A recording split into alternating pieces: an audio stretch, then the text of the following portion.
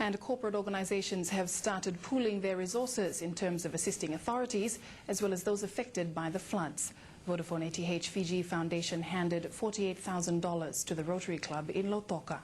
Official Shailendra Prasad says that with most people caught off guard, the biggest challenge they face is getting the basic necessities to their families.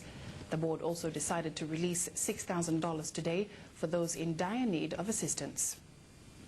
We felt that it was important that the people be given food and water immediately so that they can survive, particularly children, because for them, we need to have 3 meals a day to survive.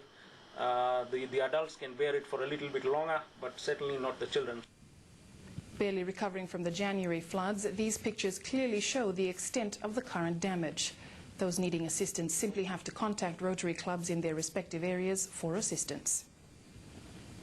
We hope that this big burden on you, or the loss and etc. that you have been suffering comes to an end fairly quickly, so that you can begin your normal lives. And here are the contact details of Rotary officials that affected individuals and families can contact.